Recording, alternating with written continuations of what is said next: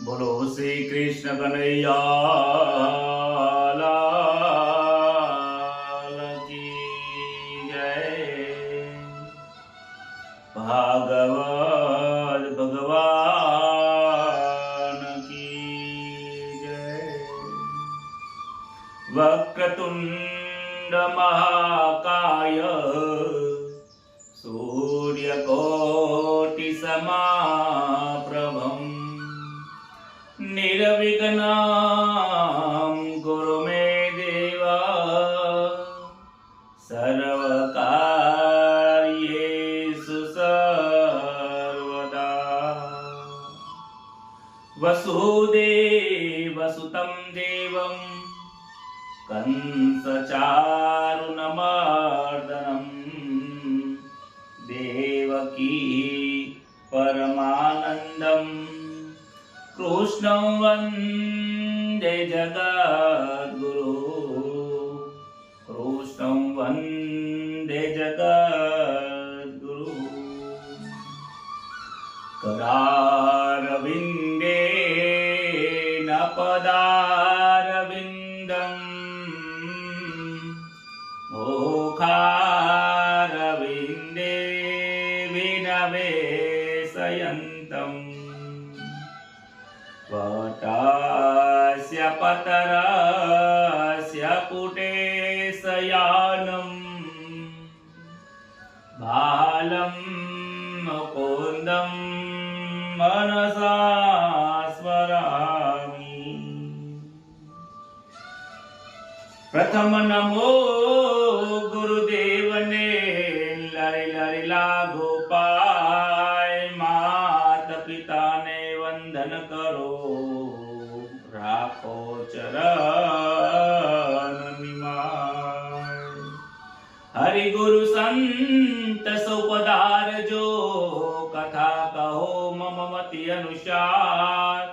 प्रेम स्वरूप परमात्मानी सुनो भागवत महापुराण। मंगल दिवस याजनो न मंगल सौनो थाय।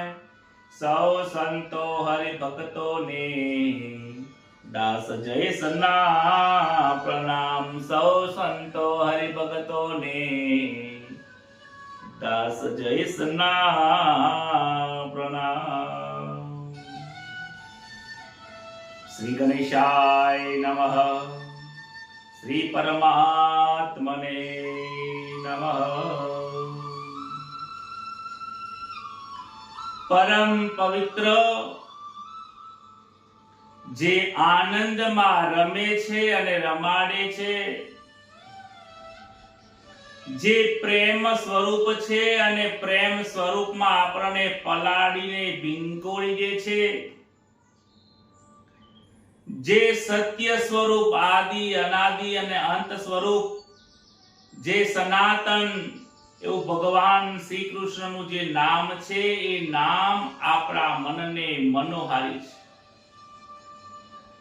दरेक जीवात्मा ने श्री कृष्ण नु नाम हरी लेवुं छे एवं आ भागवत महापुराण छे। गई काले आपणे कथामां जोयुं हतुं के ज्यारे संतो छोड़ीने जाय छे त्यारे आ जीवात्माने दुख थाय छे अने ज्यारे कोई कुसंगी मळे छे त्यारे दुख थाय छे। सज्जनोने भगवान श्री कृष्णનું नाम मळे तो आनंद थाय छे। कृष्णनी बाळ लीलाओ गावामां आनंद थाय छे। एवा श्री पांडवोने भगवान श्री कृष्णनो वियोग थाय छे। श्री कृष्ण स्वधामां गया छे, आजे एमनो वियोग थाय छे। पांडवोने पण थयुं हवे आपणो समय गयो छे, हवे श्री कृष्ण विना आपणी कोई शक्ति नथी, आपणे पण शक्तिहीन थया छे। काळ આવે અને આપણાને લઈ જાય એની પહેલા સમજદારી દાખવીને સ્વર્ગારોહણ કરવું જોઈએ। પરીક્ષિતને રાજ્ય આપીને પાંડવોએ સ્વર્ગારોહણ કર્યું છે. પાંડવો પણ સમજી ગયા કે સમય સમયની બલિહારી છે, જલ્દીથી સમજી જવું પડશે. ભાગવતનો ગ્રંથ આપણને સમજવાનો છે. ભાગવતનો ગ્રંથ એ કથા નથી, પરંતુ જીવવાનો ગ્રંથ છે. ભાગવતનો ગ્રંથ સમજવાનો ગ્રંથ છે. ભાગવતના ગ્રંથની અંદર મનને હરાવવાનું છે. મનને ભાગવતના કથાથી બાંધવાનું છે. જરા વિચાર કરો કે જ્યાં જ્યાં સુધી આપણે ભાગવત સાંભળીએ છીએ, આપણું મન ક્યાંય જતું નથી. જ્યારે ભાગવત પૂરું થઈ જાય ત્યારે મન સંસારમાં રમે છે. ભાગવતની કથા સાંભળીએ તો ભગવાન શ્રી કૃષ્ણના ચરણમાં રમે છે.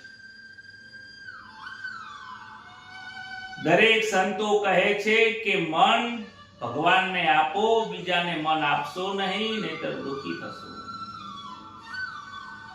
પરીક્ષિત રાજાએ દિગ્વિજય કર્યા છે. અનેક રાજાઓ, પરીક્ષિત રાજાઓ અનેક પ્રકારના યજ્ઞ કર્યા છે, દાન પુણ્ય કર્યા છે. એક વખત પ્રાચી નદીના કિનારે તેઓ આવ્યા છે. ત્યાં તેમને એક કૌતુક જોયું છે. પ્રાચી નદીના કિનારે તેઓ એક વખત આવ્યા, ત્યાં એમને એક કૌતુક જોયું છે કે એક બળદ 3 પગ કોઈએ કાપી નાખ્યા છે. બળદ એક પગ ઉપર ઊભો છે. બાજુમાં એક ગાય માતા છે, એ ઊભી ઊભી રડી રહી છે. આ બળદ બીજું કોઈ નથી, એ બળદ ધર્મનું પ્રતીક છે. ગાય એ ધરતી માતાનું પ્રતીક છે. બળદના 3 પગ કપાઈ ગયા છે, એક પગ ઉપર ઊભો છે. ધર્મના 4 પાયા કયા છે? સત્ય, તપ, પવિત્રતા અને દયા. દયા એ ધર્મનું મૂળ છે. જો જેના જીવનમાં દયા જ ના હોય તો એના જીવનમાં ક્યારેય ધર્મ રહી શકતો નથી. આજે ધર્મ 3 પગ કપાઈ ગયા છે અને એક પગ પર ઊભો છે. કહે છે કે ત્રેતા યુગની અંદર ધર્મ 3 પગ ઉપર હતો. ત્રેતા યુગમાં સત્વ જે સત્ય છે એનો નાશ થયો હતો. સત્યનું કોઈ પાલન કરતું નતું. 3 પાયા ઉપર, 3 પગ ઉપર ધર્મ ટકી રહ્યો છે. દ્વાપર યુગની અંદર સત્ય અને તપ ગયા, 2 પગ ઉપર ધર્મ ઉભો છે. કળિયુગની અંદર તો સત્ય પણ ગયું છે, તપ ગયું છે, પવિત્રતા પણ ગઈ છે. એક થોડું ઘણું જે દાન અને પુણ્ય વધ્યું છે, થોડી દયા અને દાન વધી છે, એના ઉપર આ બળદ ઉભો છે. અને એને પણ એક કાળા કલરનો કપડો ઓઢીને હાથમાં લાકડી લઈને એક શૂદ્ર રૂપી કર્યું, એનો એક પગ પણ કાપવા માટે ઉભો છે. બળદના આંખોમાંથી આંસુ વહી જાય છે. આ કૌતુક પરીક્ષિતે જોયું અને બળદને પૂછે છે, અરે રે આ શું છે? આવીને બળદને પૂછે છે કે ભાઈ તમારું આવું કેમ થયું છે? તમારા 3 પગ કેમ કપાઈ ગયા છે? ત્યારે શૂદ્ર પુરુષ હાથમાં લાકડી લઈને જે મારતો હતો કહે છે કે મને ખબર નથી. બળદ કહે છે કે મારા 3 પગ કોને કાપ્યા છે હું જાણતો નથી. આજ સુધીમાં કોઈ નિર્ણય થયો નથી. એટલામાં તો પરીક્ષિત રાજાને ખબર પડી કે આ કળિયુગ રૂપી આ શૂદ્ર જે છે એ હજી પણ એક પગ કાપવા તૈયાર થયો છે. કહે છે કે હે શૂદ્ર, તું શા માટે આ પગ કાપે છે? છતાં પણ શૂદ્ર માનતો નથી. એ દયા રૂપી જે ધર્મ ઉપર ધર્મ ટકી રહ્યો છે એને પણ મારવા જાય છે. પરીક્ષિત રાજા પોતાના મ્યાનમાંથી તલવાર ખીચી છે અને જેવો શૂદ્રને મારવા જાય છે, શૂદ્ર ગભરાઈ જાય છે. કલિયુગ રૂપી જે શૂદ્ર છે એ પરીક્ષિત રાજાના ચરણમાં દંડવત નમસ્કાર કરીને નીચે પડી જાય છે. ભય લાગે છે ત્યારને શરણાગતિ સ્વીકારે છે. અને એ કલિયુગ પરીક્ષિત રાજાના ચરણમાં પડીને ચરણના સ્પર્શ કરે છે. શાસ્ત્રમાં તો કહ્યું છે કે જે પાપી છે એના ઉપર બહુ દયા કરાય નહીં, પરંતુ આ પાપીનો ચરણ સ્પર્શ થઈ ગયો. પરીક્ષિત રાજા હતા, એમના ચરણે આ કળિયુગ સ્પર્શ કરી ગયો. એટલે થોડું એમના પણ બુદ્ધિ ભ્રષ્ટ થઈ ગઈ છે. એમને પણ એના ઉપર દયા આવી અને કહે છે કે તું મારા રાજ્યમાંથી જતો રહે. હે કલિયુગ, તું મારા રાજ્યમાં રહીશ નહીં, તું મારા રાજ્યમાંથી જતો રહે. આજે એના ઉપર દયા કરે છે. આમ તો રાજાનો એવો ધર્મ છે કે જે દંડનીય છે એને દંડ આપવો જોઈએ, જે પાપી છે એને દંડ આપવો જોઈએ, નહીતર એ પાપ વધારે કરે છે. પરંતુ આજે આ કલિયુગનો સ્પર્શ થવાથી એમના મનની અંદર પણ આજે દયા આવી અને પાપી ઉપર દયા આવીને આજે આ ખોટું થયું છે. કલિયુગ કહે છે કે મહારાજ, આખી પૃથ્વીના આખું પૃથ્વી છે એ તમારું રાજ્ય છે. સાર્વભૌમ આપ રાજા છો. હું પૃથ્વી છોડીને ક્યાં જાઉં? તમારું રાજ્ય છોડીને જાઉં તો ક્યાં જાઉં? તમારે શરણે આવ્યો છું. શરણે આવેલાનું તમારે રક્ષા કરવી જોઈએ. પરીક્ષિતે આજે દયા કરી છે. કહે છે કે જા, તને 4 જગ્યાઓ આપું છું, તું ત્યાં જઈને નિવાસ કરજે. કહે છે કે પહેલું જુગાર, જ્યાં જુગાર રમતા હોય ત્યાં જઈને તું વાસ કરજે. બીજા નંબરમાં જ્યાં મદિરા પાન અને માંસનું ભક્ષણ થતું હોય ત્યાં જઈને કલિયુગ તું વાસ કરજે.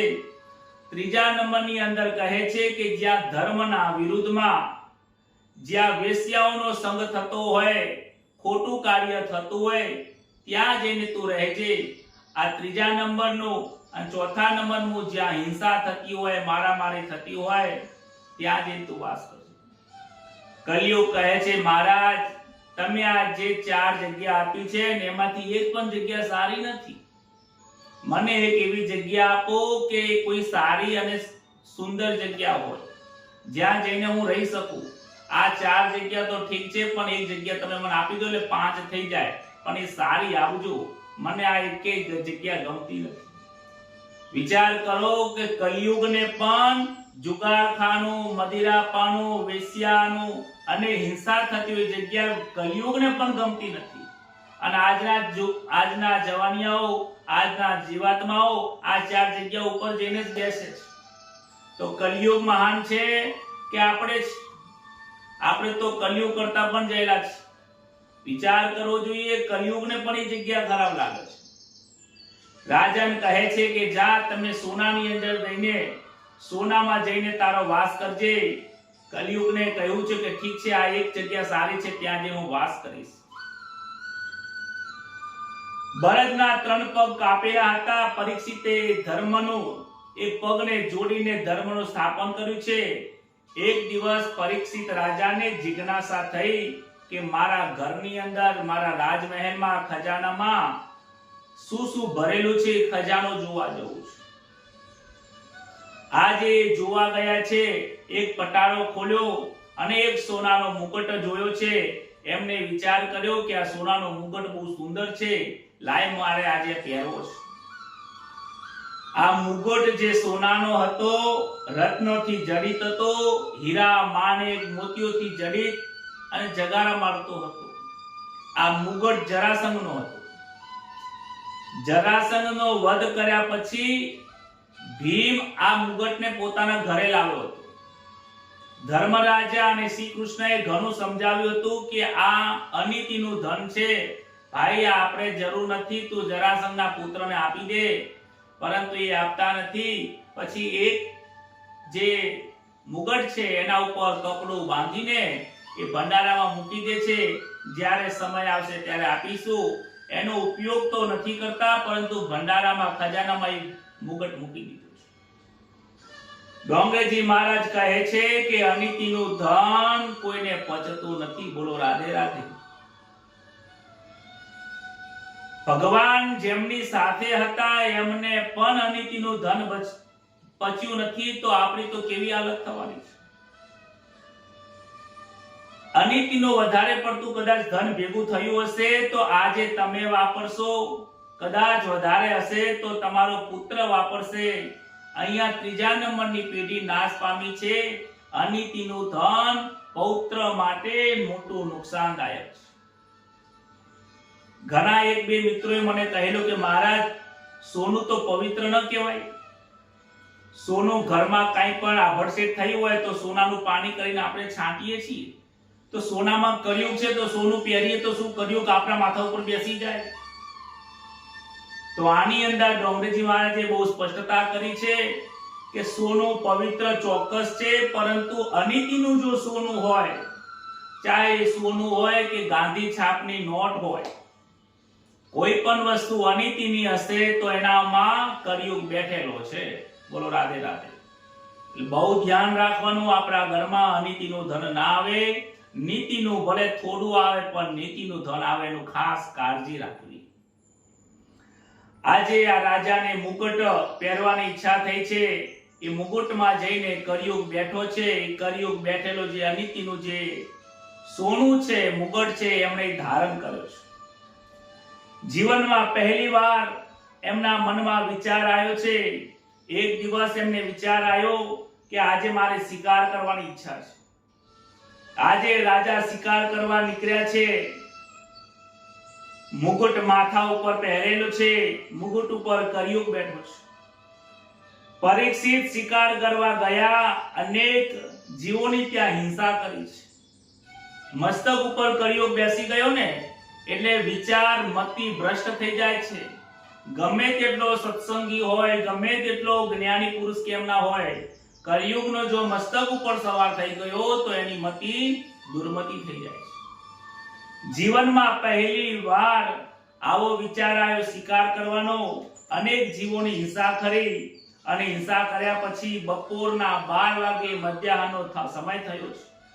રાજાને ભૂખ લાગી, તરસ લાગી. દિવસના 12 વાગ્યા એટલા માટે તે કોઈ આશ્રમને અંદર જાય છે. જીવનમાં 12 વાગ્યાનું બહુ મહત્વ છે. આ જીવાત્માને બપોરના 12 વાગે એટલે ખાવું ખાવું કરે છે, આ રાત્રિના 12 વાગે એટલે કામાંધ બને છે. બપોરના 12 અને રાત્રિના 12 આ જીવનમાં બહુ સંભાળવાની જરૂર છે. એટલે જ ભગવાન જ્યારે પણ જન્મ લીધો છે, પ્રગટ થયા છે, રામજી બપોરે 12 વાગે પ્રગટ થયા છે, કારણ કે મર્યાદાના પુરુષોત્તમ છે. એમને બપોરના 12 વાગ્યાનો સમય બહુ શાંત રાખ્યો છે કે લોકો ઉત્સવમાં ઉત્સવ કરે. કૃષ્ણએ રાત્રિના 12 વાગે જન્મ લીધો છે, કારણ કે રાત્રિના 12 વાગે લોકો મારો ઉત્સવ કરે. માટે લોકોનું જીવન ધન્ય બને એટલે રાત્રિના 12 અને બપોરના 12 વાગે ખૂબ વિવેક રાખવાની જરૂર છે. પરીક્ષિત રાજા ઋષિના આશ્રમ જોયો. એ આશ્રમ સમીક ઋષિનો આશ્રમ હતો. સમીક ઋષિ બપોરના 12 વાગ્યા સમાધિમાં બેઠા હતા. બપોરની ત્રિકાલ સંધ્યા, મધ્યાહન સંધ્યા કરી રહ્યા હતા. રાજા આવે છે કે હે બ્રાહ્મણ દેવ, મને ભૂખ અને તરસ લાગે છે, પાણી પાઓ. સમીક ઋષિ સમાધિમાં છે, સાંભળતા નથી, એમને ખબર જ નથી.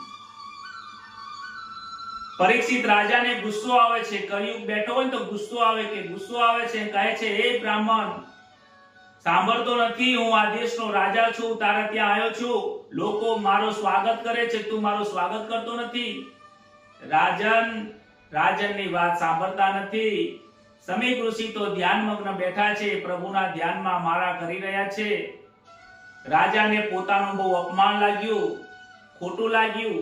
એટલે બાજુમાં ક્યાંક મરેલો સાપ હતો, એ સાપ એને ધનુષથી ઉઠાવીને સમીક ઋષિના ગળામાં નાખી દીધો. સમીક ઋષિને ખબર નથી મારા ગળામાં શ્રાપ આવ્યો, મારા ગળાની અંદર સાપ વીંટળાઈ ગયો છે. એ તો ધ્યાનમગ્ન છે. રાજા ત્યાંથી નીકળી જાય છે. રાજા ઘરે આવે છે, પણ આ બાજુ સમીકનો પુત્ર શૃંગી ઋષિ આવ્યા છે. જોયું છે, બહુ દુઃખ લાગ્યું. મારા પિતાજીના ગળામાં કોને નાખ્યો સાપ? આંખો બંધ કરી ધ્યાનમગ્ન થઈને શૃંગી ઋષિ જ્યારે વિચાર કરે છે તો રાજાએ નાખ્યું છે. રાજાને શ્રાપ આપે છે કે હે રાજન, તમે મારા પિતાના ગળામાં આ મરેલો સાપ નાખ્યો છે. આજથી 7મા દિવસે તક્ષક નાગ આવીને તમને કરડી જશે અને તમારું મૃત્યુ થશે. સમીક ઋષિને ખબર પડી, પિતાએ મારા પુત્રએ શ્રાપ આપ્યો. એને સમજાવે છે, બેટા આ આપણા દેશના રાજા છે, એમનાથી ભૂલ થઈ જાય, શ્રાપ ન લાય.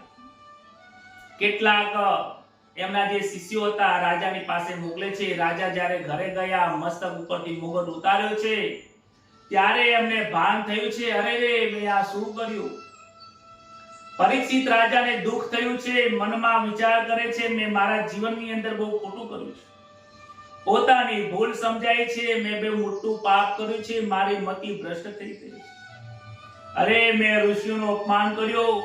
મારા વંશની અંદર મારા પૂર્વજો અને વડીલોએ બ્રાહ્મણોને સન્માન આપતા હતા, દાન આપતા હતા. જે બ્રાહ્મણોનું સન્માન કરવા વાળો જે વંશ છે, એ વંશની અંદર હું આવો કેમ પાક્યો છું? મેં આવી ભૂલ કેમ કરી? મારી આજે આવી બુદ્ધિ કેમ બગડી? અરે મેં આવી જીવ હિંસા કેમ કરી? એમને એમના જીવનમાં બહુ પ્રાયશ્ચિત થાય છે.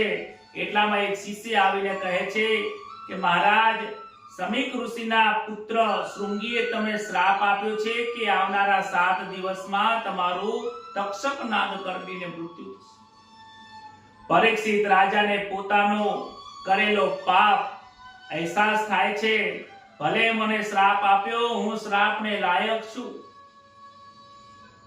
આજે વિચાર કર્યો છે કે મેં જીવનમાં આજે પહેલી વાર પાપ કર્યું. હવે પાપ કર્યા પછી મારે અન્ન અને જળનો ત્યાગ કરવો છે. ધન્ય છે રાજાને જેને જીવનમાં પહેલી વાર પાપ આચર્યું છે અને પાપ આચર્યા કર્યા પછી એમને અન્ન અને જળનો ત્યાગ કર્યો છે. ડોંગરેજી મહારાજ કહે છે આપણાથી જો જીવનમાં એક વખત જો પાપ થઈ જાય તો બીજા દિવસે તમે એનો ઉપવાસ કરજો, પ્રાયશ્ચિત કરજો. પ્રાયશ્ચિત કરવાથી એ પાપનું ફળ હળવું થઈ જાય છે.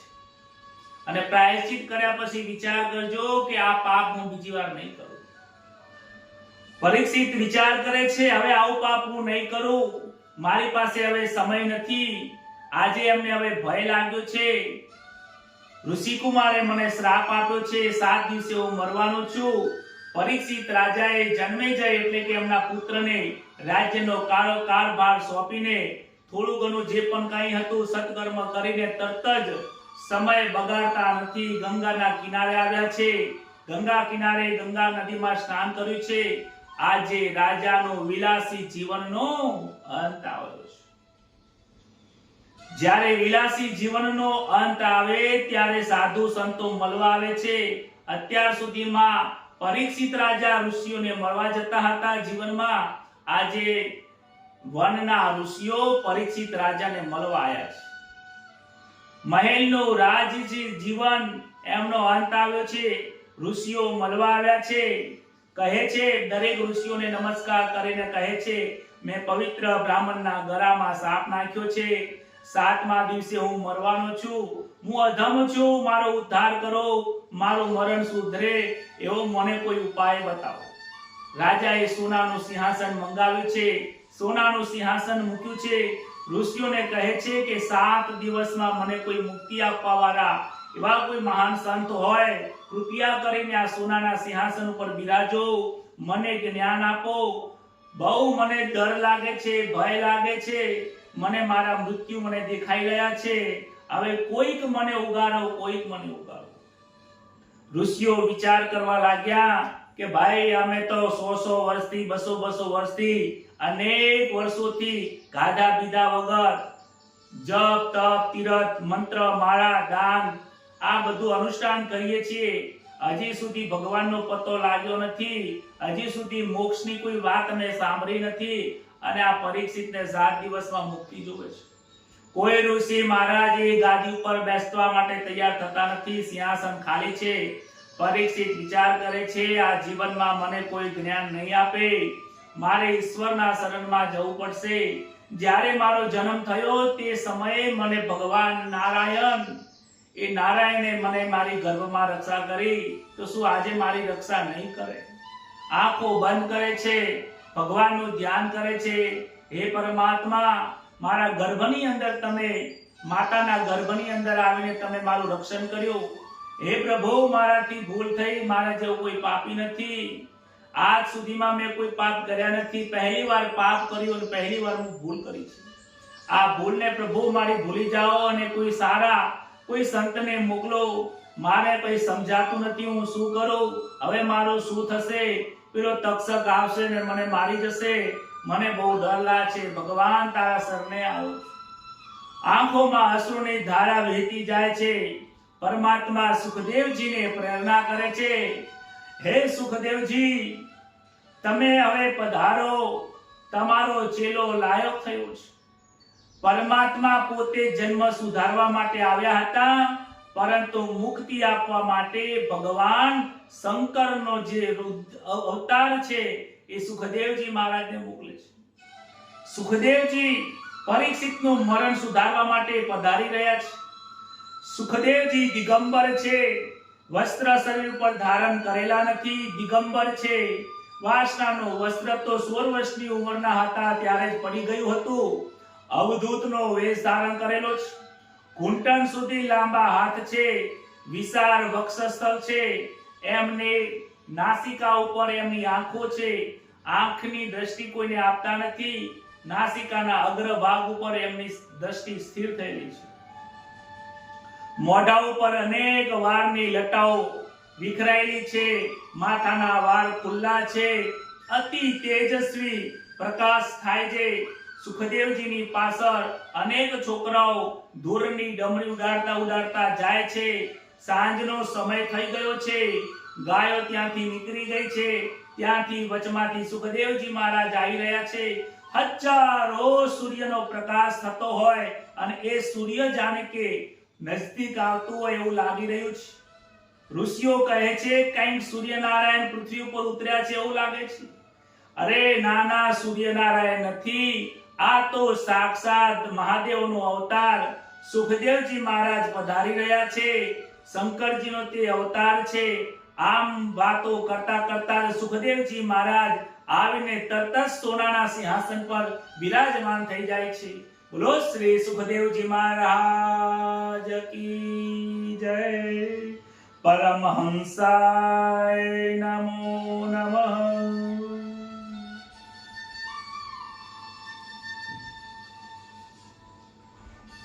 સુખદેવજી મહારાજ આજે પધાર્યા છે પરીક્ષિતનું કલ્યાણ કરવા માટે. ત્યાં તો કોણ ઊભું છે, કોણ બેઠું છે કોઈને ખબર નથી. જ્યારે સુખદેવજી મહારાજ આવ્યા બધા જ ઋષિઓ ઊભા થઈ જાય છે. ત્યાં તો વ્યાસ મુનિ પણ બેઠા હતા, સુખદેવજીના પિતાજી બેઠા હતા, એ પણ ઊભા થઈ જાય છે. એમને પણ ખબર નથી. બધા લોકો હાથ જોડીને વંદન કરે છે. આજે પિતા પુત્રને બે હાથ જોડીને નમસ્કાર કરે છે. એ પણ ભૂલી જાય છે કે હું કોને નમસ્કાર કરું છું. વ્યાસજીને ખબર પડે છે કે મેં તો ફક્ત ભાગવત લખી છે. આ ભાગવતને જીવવા માટે પ્રેમથી રસ પૂરવા વાળા તો સુખદેવજી છે. પરીક્ષિતે તો દંડવત નમસ્કાર કર્યા છે, એમની પૂજા કરે છે. પૂજા કરીને કહે છે કે હે પ્રભુ, મારો તમે ઉદ્ધાર કરો. મારા જેવા વિલાસી પાપી વિરક્ત મહાપુરુષ આવે અને મેં પાપ એટલું બધું કર્યું છે, આજે મને હૃદયથી પસ્તાવો થાય છે. હે પ્રભુ, હું અધમ છું, મારો ઉદ્ધાર કરો. મારું મરણ નજીક આવ્યું છે, મને મરવાનો ડર લાગે છે. હે પ્રભુ, હવે શું થશે મારું? જલ્દીથી મારું મરણ સુધારો, મને મોડું થાય છે, મોડું થાય છે. આવો હૃદયથી તેઓ ભરી ગયા છે. આપણું પણ મરણ નજીક આવ્યું છે, ખબર નથી શું થવાનું છે. સુખદેવજીનું હૃદય પીગળી ગયું છે. સુખદેવજીના હૃદયમાં આનંદ થયો છે. આજે જ્યારે આ પરીક્ષિત જેવો ચેલો પ્રાપ્ત થાય, લાયક ચેલો હોય ને, આવી માંગણી કરતો હોય ને, ત્યારે સંતોને લાગણી થતી હોય છે. ત્યારે લાગણી થઈ એટલે પરીક્ષિતના મસ્તક ઉપર હાથ મૂક્યો છે અને પ્રભુ કૃષ્ણના તેમને દર્શન કરાવ્યા છે. કહે છે કે મંત્રની દીક્ષા કરતા સ્પર્શની દીક્ષા બહુ મહાન છે. મંત્રની દીક્ષા તો જરૂર છે. આખી દુનિયાના જીવાત્માઓ મંત્રની દીક્ષા તો લેવા જાય છે, પણ સ્પર્શની દીક્ષા લેતા નથી. આ સ્પર્શની દીક્ષા શું છે? સ્પર્શની દીક્ષા એ છે કે સ્પર્શ એટલે કે વચનની કિંમત. સદગુરુ મહારાજ જે વચન એમના મુખમાંથી નીકળે છે, સદગુરુ મહારાજનું જે વચન નીકળે છે, અને એ વચનને જ્યારે શિષ્ય પોતાના અંતરમાં ઉતારી દે છે અને એ જ્ઞાન પ્રમાણે એ જીવનની અંદર વર્તન કરે છે, એને સ્પર્શ દીક્ષા દીધી છે. મંત્રની દીક્ષાની સાથે સાથે સ્પર્શ દીક્ષાની બહુ મહત્વની છે. તમે ગુરુના વચનના થાઓ અધિકારી, આવું સંતોએ ગાયું છે. અધિકારી શિષ્ય મળે તો ગુરુ ચોક્કસ મળે છે. બ્રહ્મનિષ્ઠ ગુરુ હોય, નિષ્કામ ગુરુ હોય તો સદ શિષ્યને જરૂરથી એ જ દિવસે જ પરમાત્માના દર્શન કરાવે છે.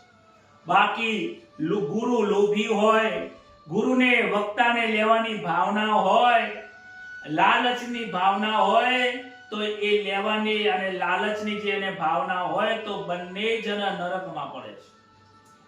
સુખદેવજી કહે છે કે હે રાજન, તું શું કામ ગભરાય છે? હજુ તો 7 દિવસ પડ્યા છે, શું કામ ચિંતા કરે છે? આ ઋષિઓને તો ખબર નથી કે 7 દિવસ છોડો, 7 મિનિટ પછી શું થવાનું છે. આપણા બધાનું 7 દિવસ જીવવાના છે કે નથી જીવવાના એ ખબર નથી. કહે છે હે રાજન, ચિંતા કરીશ નહીં, 7 દિવસ તો ખૂબ થઈ ગયા છે આપણી માટે. ખટવાંગ રાજાએ તો 2.5 કલાકની અંદર એમને ભગવાનની પ્રાપ્તિ કરી લીધી. જ્યારે એમને ખબર પડી કે મારી પાસે 2 કલાક જ છે, તો એ તરત જ જંગલમાં જઈને મનને એકાગ્ર કરીને, એકચિત્ત કરીને પ્રભુના દર્શન કરીને એ મોક્ષ પામી ગયા હતા. એમની પાસે તો 2 કલાક હતા, તારી પાસે તો 7 દિવસ છે, શું કામ ચિંતા કરે છે? સુખદેવજી કહે છે કે હે રાજા, હું તારી પાસે કઈ લેવા આવ્યો નથી. ભલે આજે વક્તા તરીકે આવ્યો છું, પણ હું તને કઈ લેવા માટે આવ્યો નથી. હું તને પરમાનંદનું દાન કરવા આવ્યો છું. હું નિરપેક્ષ છું. મેં પરમાત્માના દર્શન કર્યા છે. પરમાત્માના દર્શન કરીને નિર્ગુણ ભક્તિ કર્યા પછી સગુણની ભક્તિમાં, આ ભાગવતની ભક્તિમાં મને જે આનંદ આવ્યો છે, હે રાજન, આ આનંદ તને હું પીરસવા આવ્યો છું. મારા પિતાજીએ બાળપણમાં મને વસ્ત્ર આપ્યા હતા, પરંતુ મારું વસ્ત્ર પ્રભુના ચિંતનમાં જ ક્યાંય ખોવાઈ ગયું છે. વસ્ત્ર ક્યારનું પડી ગયું છે. મારા પિતાજીને બાદરાયણ કહેતા હતા. આજે એમનો પુત્ર હું બાદરાયણી છું. કારણ કે જ્યારે વ્યાસ નારાયણ ભાગવતની કથા લખતા હતા ને, ત્યારે એક જ દિવસમાં 1 બોર ખાઈને આ ભાગવત કથા લખતા હતા. એટલા માટે એમનું નામ બાદરાયણ પડ્યું છે. એમનો હું પુત્ર છું, બાદરાયણી છું. તું ચિંતા કરીશ નહીં, 7 દિવસમાં તને પરમાત્માના દર્શન ચોક્કસ થશે. હે રાજન, હું કહું છું, તું સાંભળ.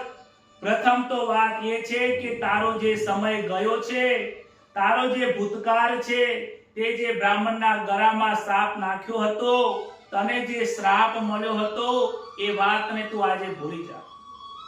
તારા પાપને તું ભૂલી જા. જે કર્યું છે એ ભૂતકાળને ભૂલી જા. ભૂતકાળને યાદ કરીશ નહીં. જો ભૂતકાળને યાદ કરીશ તો દુઃખ સિવાય બીજું નહીં થાય. ભૂતકાળમાં કર્મ કર્યું છે એને યાદ કરીને આજે વર્તમાન શા માટે બગાડે છે? ભવિષ્યમાં તને તક્ષક નાગ કરડવા આવવાનો છે. આજે તો આવ્યો નથી ને, 7 દિવસ પછી આવવાનો છે, તો આજનો દિવસ કેમ બગાડે છે? આજે આનંદથી જીવી લે. આ સંસારના જીવાત્માઓ ભૂતકાળને યાદ કરીને વર્તમાનમાં દુખી થાય છે. ભવિષ્યનું પ્લાનિંગ કરી, ભવિષ્યની ચિંતાઓ કરી, ભવિષ્યમાં કંઈ થયું નથી છતાં પણ એની ચિંતાઓ કરીને વર્તમાન બગાડે છે. હે રાજન, ચિંતા ચિતા સમાન છે. અરે ચિંતા ના કરીશ, તું ભગવાનના નામનું ચિંતન કર. ચિંતા કરીશ તો તારું શરીર ચિતામાં જળી જશે, અને ચિંતન કરીશ તો તારું જીવન ચૈતન્યને પામીશ. ચિંતા કરીશ નહીં. મરણ તારું નજીક આવ્યું છે હું જાણું છું, પણ આજે મરણ નહીં પરંતુ મંગલ કરવાનું છે. તને મંગલ સમય પ્રાપ્ત થાય છે. આનંદ કર, તારે પરમાત્માની પાસે જવાનું છે. પરમાત્મા તને બોલાવી રહ્યા છે, દુખી થવાની જરૂર નથી. રાજન, નારાયણનું સ્મરણ કર, તારું જીવન સુધરશે. આમ કરીને પરીક્ષિત રાજા બે હાથ જોડીને સુખદેવજી મહારાજના ચરણમાં વંદન કરે છે.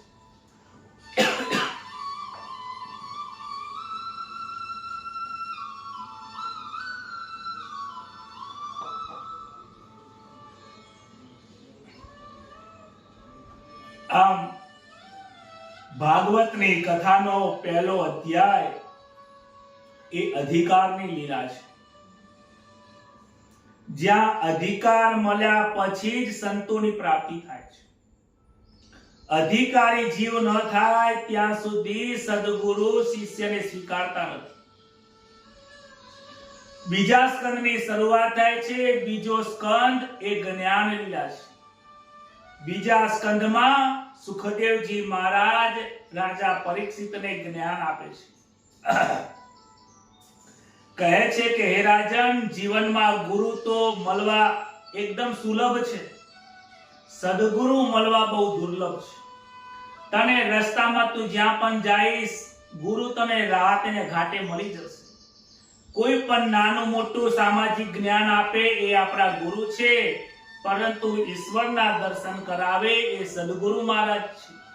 સત્યની ઓળખ કરાવે, સત્યની પારખ કરાવે, તારા સ્વ સ્વરૂપની ઓળખાણ કરાવે એ જ સદગુરુ મહારાજ છે. આ જગતમાં સદગુરુને પ્રાપ્ત કરવા હોય તો સાચા સંતને ખોળવા પડે. અને સુખદેવજી અને ડોંગરીજી મહારાજ કહે છે, સાચા સંતના શરણમાં જવું એના માટે પહેલા તું સાચા સંતના લક્ષણો ધારણ કર. અરે સંત થવાની જરૂર છે, સાધુ થવાની જરૂર નથી. આજે લોકો સાધુ બનવા માટે દોડતા દોડતા જાય છે, પરંતુ સાધુનું લક્ષણ શું છે એ તો વિચાર કરો. સાધુનું લક્ષણ છે કે એ સહન કરે છે. સાધુનું જીવન સરળ હોય છે.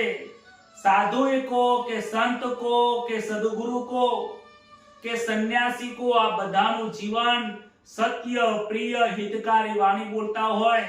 ઈશ્વરના જેવું જીવન એ સાચા સંતોનું જીવન હોય. સંતને પારખવા માટે સંત બન્યા વગર ચાલવાનું નથી. જેમ સોનાને પારખ કરવું હોય તો સોનીના ત્યાં આપણે વ્યવસાય શીખવો પડે, સોની બનવું પડે. હીરાને પારખવા માટે ઝવેરી બનવું પડે છે. એ રીતે સાચા સંતને, સાચા સદગુરુને ઓળખવા માટે પહેલા તો સાચા સંતના લક્ષણો ધારણ કરવા પડશે. આજે પરીક્ષિત સાચા સંત જેવા લક્ષણો ધારણ કર્યા છે, જીવનમાં પ્રાયશ્ચિત કર્યું છે, માટે આજે સદગુરુ મહારાજ સામેથી મળ્યા છે. વિચાર કરો કે ગુરુને, સદગુરુને ખોળવા જવાની જરૂર નથી.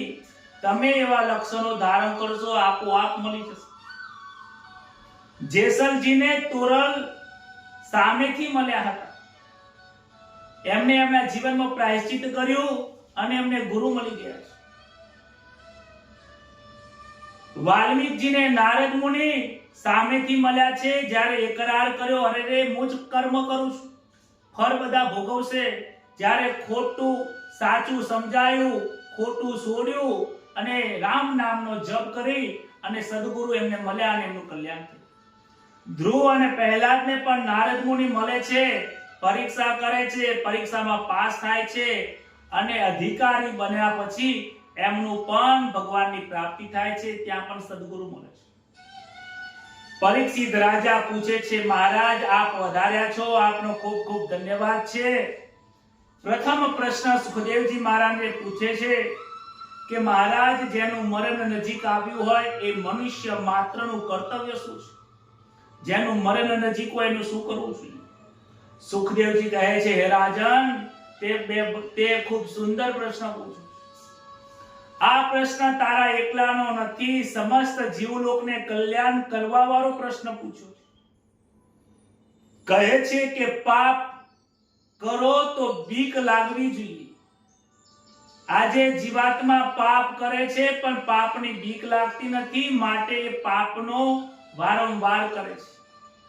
જીવનમાં પાપ કરો તો એનો ભય રાખો અને ભય કર્યા પછી તમે એનું પ્રાયશ્ચિત કરો.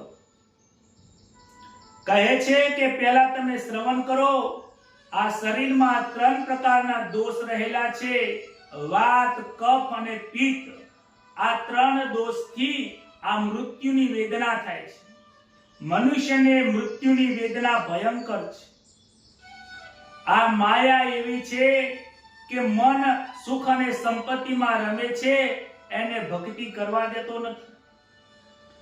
માયા 2 પ્રકારે મારે છે. હે રાજન, માયા મનુષ્યને 2 પ્રકારે મારે છે. અનુકૂળ પરિસ્થિતિમાં એ મારે, પ્રતિકૂળ પરિસ્થિતિમાં એ મારે છે. અનુકૂળ પરિસ્થિતિ હોય, જ્યારે પૈસો ટકો ઘણું બધું હોય, સમય મળ્યો હોય ત્યારે ફરવા જવાની ઈચ્છા થાય, ખાવાની ઈચ્છા થાય, ભોગ ભોગવવાની ઈચ્છા થાય છે. અનુકૂળ પરિસ્થિતિમાં આ રીતે આપણને માર પડે છે. પ્રતિકૂળ પરિસ્થિતિમાં વિચાર આવે છે કે મારે તો દાન કરવું છે, મારે તો હજારો લોકોને ભોજન કરાવવું છે, મારે તો ભાગવતની કથા બેસાડવી છે, ભગવાને મને આપ્યું હોત તો હું સત્કર્મ કરું. એટલે આપણને આપવાની ક્યાં જરૂર છે? ઘેર બેઠા બેઠા કથા સાંભળ નહીં. આટલું સરસ મજાનો આપણો આ કાર્યક્રમ છે. ઘરે બેઠા કોટી જન્મના પુણ્યથી આપણને આ કાર્યક્રમ મળ્યો છે. ભાગવતની કથા ઘેર બેઠા મળી છે. કેમ કથા આપણે ન સાંભળી શકીએ? આ અનુકૂળ પરિસ્થિતિ છે, છતાં પણ લોકોના કિસ્મતમાં નથી હોતું તો નથી ભોગવી શકાય. કોટી જન્મનું પુણ્ય હોય તો જ ભાગવતનું રસપાન મળે. એક ભાઈ હતો અને સમુદ્રના કિનારા ઉપર બેઠો હતો. સવારથી લઈને સાંજ સુધી બેઠો અને ત્યાં એક મહારાજ આયા અને સંન્યાસીએ આવીને પૂછ્યું કે ભાઈ તું સવારથી સાંજ સુધી અહીંયામાં કેમ બેઠો છે? કે મારે સ્નાન કરવું છે. તો કે સમુદ્ર છે, સ્નાન કરી દે ને. પણ શું કરું મહારાજ, સવારથી લઈને સાંજ સુધી હું જેવો અંદર નાહવા માટે જાઉં છું તો મોજું મારી સામે આવે છે, પાછો હું આવતો રહું, પાછું મોજું જાય, એટલે હું જેવો સ્નાન કરવા જાઉં પાછું સમુદ્રનું મોટું આવે છે. 4-5 વખત કલાક સુધી આમ કર્યું પણ આ બળ્યું આ મોજું બંધ થતું નથી. માટે બેઠો છું કે જ્યારે આ સમુદ્ર શાંત થાય પછી હું નાહવા જાઉં. સંન્યાસી કહે છે, અરે મૂર્ખ, આ સમુદ્ર છે, સમુદ્ર, આ દરિયાના મોજા ક્યારે શાંત થતા નથી. જો તું આવું વિચારીશ તો તારું સ્નાન નહીં થાય. મનુષ્ય પણ આવું વિચારે છે. બૈરા છોકરા મોટા થઈ જાય, ઘર થઈ જાય, પરિવાર મોટો થઈ જાય, છોકરાઓના ઘરે પણ છોકરાઓ થઈ જાય, પૌત્રને પણ પહેરાવી દઉં, પણ કેટલી માયા, કેટલું કરીશ પણ હવે તો માયા છોડ. આજે 42 થયા, 45 થયા, 60, 70 પહોંચવા આવ્યો તોય આ જીવાત્મા કામ કામ કામ કર્યા કરે છે. નિવૃત્તિ જરાય લેતો નથી. અને એવું નથી કે ભગવાન નિવૃત્તિ નથી આપતા. રાત્રે 12 કલાક લોકો પડ્યા રહે છે. આ નિવૃત્તિ નથી તો શું છે? ખાવામાં 2 કલાક બગાડે, આ નિવૃત્તિ નથી તો શું છે? 2 નંબરમાં જાય તો કલાક સુધી બહાર નથી નીકળતા, નિવૃત્તિ નથી તો શું છે? મોબાઈલની અંદર બેઠા બેઠા રીલ જોયા કરે, કલાકોના કલાક નીકળી જાય, આ નિવૃત્તિ નથી તો શું છે? અને પાછો બહાનું કાઢે છે કે મહારાજ મને કથા સાંભળવાનો ટાઈમ મળતો નથી. આ મહારાજને છેતરતા નથી, આ સુખદેવજીને છેતરતા નથી, તમે તમારી પોતાની જાતને છેતરો છો. માટે એક દિવસ નુકસાન થવાનું. દુનિયાના ક્યારે સમય આપણને પ્રતિકૂળ થવાની નથી, અનુકૂળ પણ થવાનું નથી. સમય હંમેશા માટે પ્રતિકૂળ જ રહેવાની છે. પૈસા હોય કે ના હોય, સમય હોય કે ના હોય, માટે સમયની રાહ જોતા નહીં. એવું ના કહેતા કે ઉંમર થશે ત્યારે ભગવાનનું નામ લેશું. ભક્તિની શરૂઆત આજે જ કરજો. ગીતાજીમાં લખ્યું છે, અંતકાલે ચ મામેવમ સ્મરણ મુક્ત્યા કલેરવે. હે અર્જુન, અંતકાલે જે મારું સ્મરણ કરતા કરતા દેહનો ત્યાગ કરે છે તે મને પ્રાપ્ત થાય છે. ઘણા જીવાત્માઓ વિચાર કરે છે કે જ્યારે મૃત્યુ આવશે ને ત્યારે ભગવાનનું નામ લેશું. અરે આખી જિંદગી ધંધાનું નામ લીધું હોય, આખી જિંદગી કામાંધ બન્યા હોય, આખી જિંદગી વિષયોના રસથી ભરપૂર થયા હોય, તો અંતકાળે પ્રભુનું નામ યાદ આવતું નથી. એટલે કહે છે સુખદેવજી મહારાજ, મનુષ્યનું જીવન આયુષ્ય આમ ને આમ પૂરું થઈ જાય છે. રાત્રે નિંદ્રા કરે છે, દિવસે કામ કરે છે, ધન કમાવામાં, કુટુંબનું ભરણ પોષણ કરવામાં હે રાજન સમય બરબાદ થઈ જાય છે. જે સમયને બગાડે છે એનો અંતકાળ બગડે છે. જે આજે સમય સુધારે છે એનો અંતકાળ જરૂર સુધરે છે. હે રાજન, તને આ 7 દિવસનો સમય મળ્યો છે, તું સુધારી દે. આજે આપણને 21 દિવસનો સમય મળ્યો છે. 21 દિવસની અંદર આપણને પરમાત્માની પ્રાપ્તિ થાય એના માટે જ આ ભજન કરવા માટે બેઠા છે. શંકરાચાર્ય એમના ભાષ્યમાં લખે છે કે મનુષ્ય દર એક ક્ષણમાં મૃત્યુ આવે છે. પ્રભુનું સ્મરણ જે ક્ષણે ક્ષણે કરતો નથી, ક્ષણસ્ય અંતકાલે તું, અંતકાળમાં એનું મૃત્યુ થાય છે. મનુષ્યનું જીવન સમય સમય પરિવર્તનશીલ બને છે. તમારો 12 મહિના પહેલાનો ફોટો જોજો અને અત્યારનો ફોટો જોજો, બંનેમાં તફાવત છે. 2-4 વર્ષ પહેલા આપણો જેવો ચહેરો હતો, પ્રભુ આજે આપણો એવો ચહેરો નથી. આપણી ઉંમર વધી ગઈ છે, સમય વીતતો જાય છે. એક ક્ષણે આપણો સમય એક મૃત્યુ તરફ જઈ રહ્યો છે. લોકો વિચાર કરે છે કાળ આવવાનો છે, તેની ખબર કેવી રીતે પડે? ભગવાન સમય આપે છે, કાળ આવ્યો છે નક્કી બતાવે છે. જીવનમાં જ્યારે જ્યારે દુઃખ આવે ને ત્યારે ભગવાન કહે છે કે હું દુઃખ એને મારી યાદ અપાવવા માટે આપું છું. એટલે તો કુંતાજીએ કહ્યું, પ્રભુ તમે મને દુઃખ આપો, અમારે સુખ જોતું નથી. દુઃખમાં ભગવાનની પ્રાર્થના કરો, એ ભગવાન ખૂબ ખૂબ ધન્યવાદ. અને સુખમાં પણ ફસાઈ ન જશો, સુખમાં પણ કહો હે પ્રભુ તારે આ સુખ આપવા બદલ ખૂબ ખૂબ ધન્યવાદ, હું તમારું સુખમાં ભજન કરી શકું. સુખદેવજી કહે છે કે મરણ તારે સુધારવું હોય તો તારી પ્રત્યેક ક્ષણને સુધારજે. તારા એક ક્ષણ બરબાદ ન થાય એનું ધ્યાન રાખજે. અને જો સમય સુધરશે તો તારું જીવન સુધરી જશે. કહે છે કે આ દેહ એ જ દુઃખનું કારણ છે. દુઃખ ભોગવવા માટે તો તને આ શરીર મળ્યું છે. જો પાપ ન કર્યું હોત તો તને જન્મ ક્યાંથી મળ્યો હોત?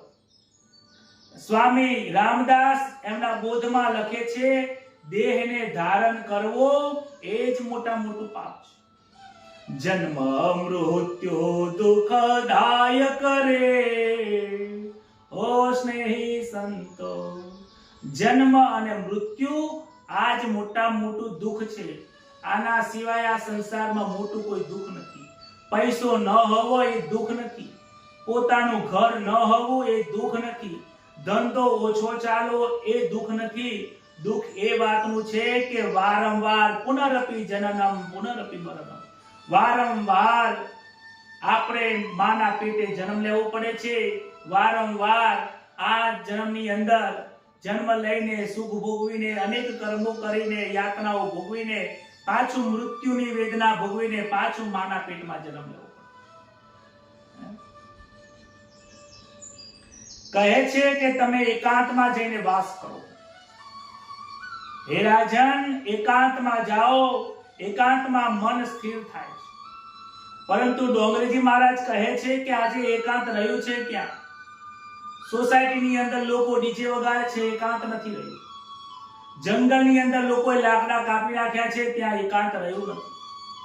તીર્થોમાં જઈએ, હરિદ્વારમાં જઈએ, પ્રયાગરાજ જઈએ, ત્યાં ધમાધમ ચાલી રહી છે, ત્યાં પણ એકાંત નથી. ડોંગરેજી મહારાજ કહે છે, એક વત્તા અંત બરાબર એકાંત. એક ફક્ત એક મતલબ ઈશ્વર જ એક સનાતન સત્ય છે. હું એક સત્યનો ઈશ્વરનો પુત્ર છું. સંસારમાં સત્ય સ્વરૂપ પરમાત્મા એક જ છે. આવો વિચાર પરમાત્માના ચરણમાં લાવવો. સંસારના બધા વિચારોનો અંત પરમાત્માના ચરણમાં મૂકવો. બધા વિચારોનો અંત લાવવો, એનું નામ એકાંત. એકાંતની જીવનમાં બહુ જરૂર છે. આવો એકાંત તમે ઘરે બેઠા બેઠા પણ લાવી શકો છો. સુખદેવજીએ ભાગવતમાં બહુ સ્પષ્ટ કહ્યું છે, મરણ સમીપ આવ્યું હોય તેને ઘર છોડવું જોઈએ. ગ્રહાત પ્રવજીરતા ધીરઃ. કયું ઘર છોડવાની જરૂર છે? એ આ દેહનું ઘર કે છે. આ દેહ ઉપર જે મમત્વ છે એ છોડવાની જરૂર છે.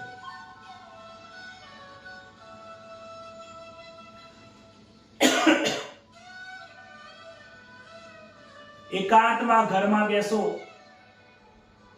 આંખો બંધ કરો, પ્રભુનું સ્મરણ કરો, પ્રાણાયામ કરો અને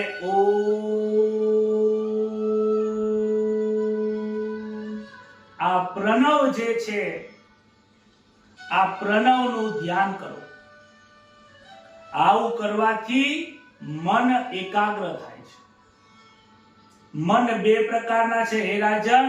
સ્થૂળ મન છે અને સૂક્ષ્મ મન છે. જે વારંવાર મન વિચાર કરે છે ને એ સ્થૂળ મન છે.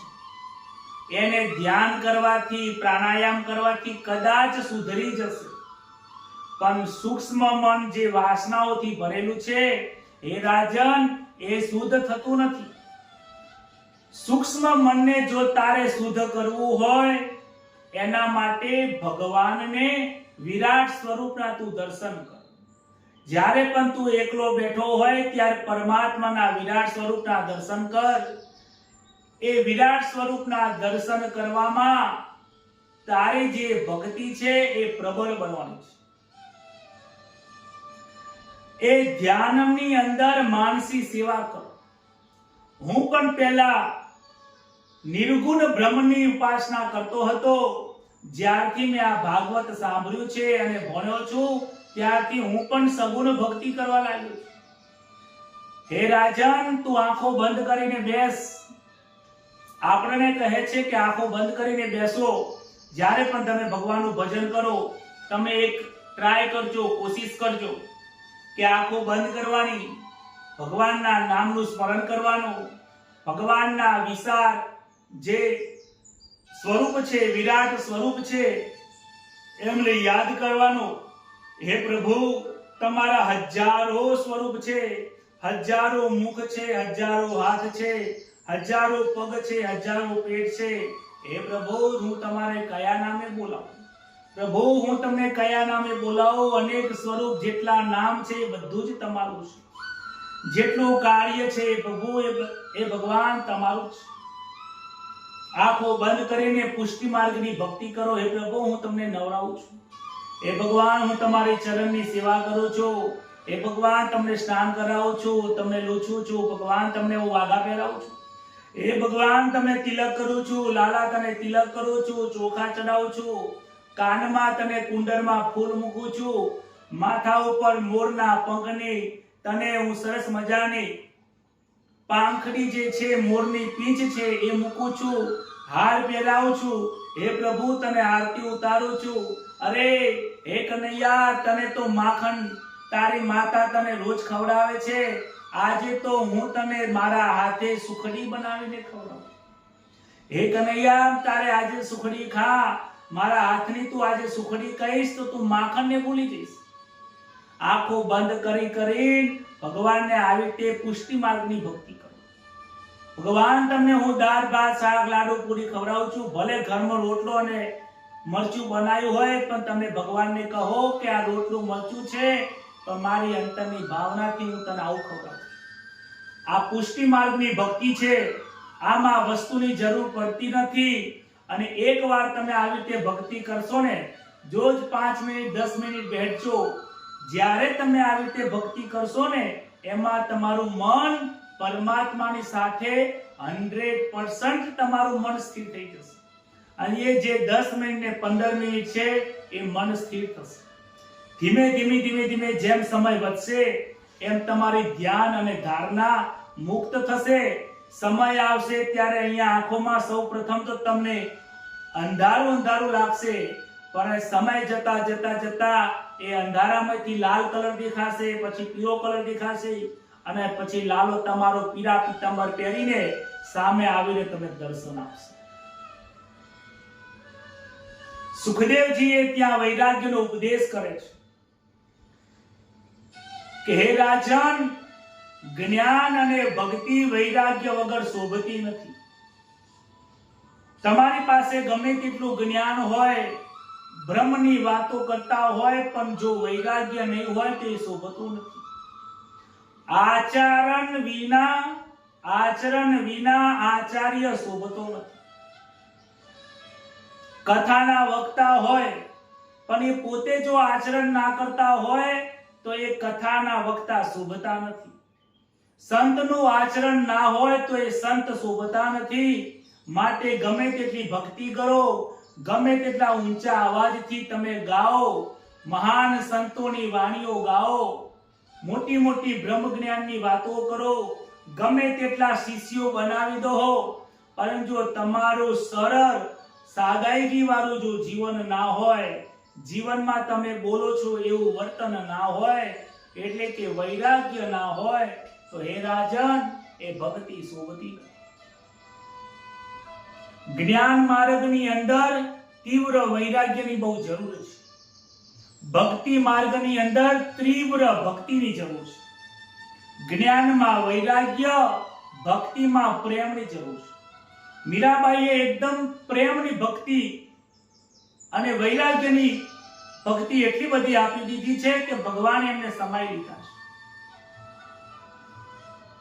ભક્તિમાં કદાચ વૈરાગ્ય ન હોય તો ચાલી જાય છે, પરંતુ જ્ઞાનમાં તો વૈરાગ્ય જોઈએ અને ભક્તિમાં પ્રેમ આવશ્યક છે.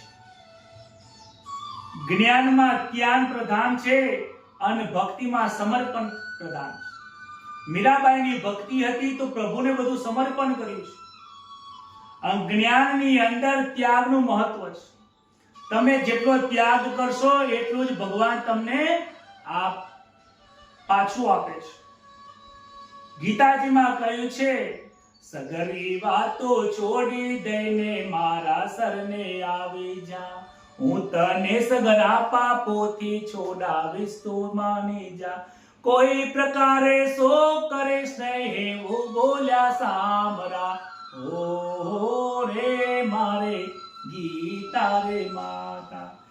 અર્જુનને કહે છે કે તું કોઈ પ્રકારે સો કરીશ નહીં, તું બધું જ મને આપી દે, મારા સરને આવી જા, મને સમર્પણ કરી દે.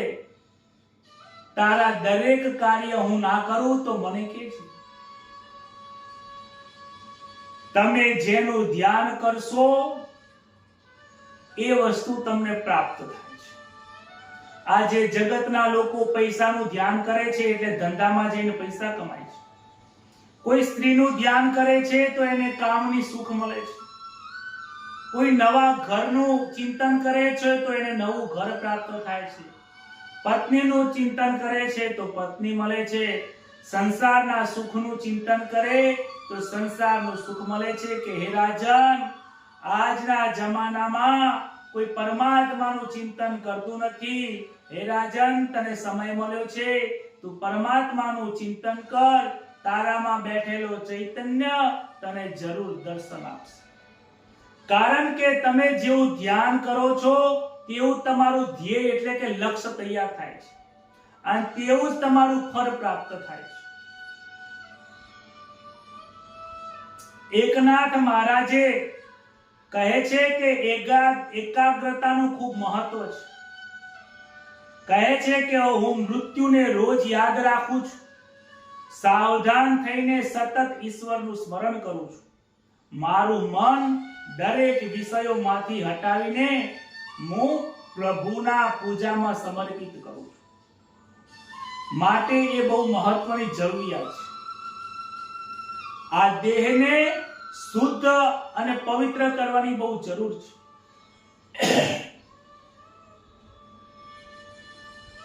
આ દેહને પરમાત્માના શરણમાં મૂકવાની બહુ જરૂર છે.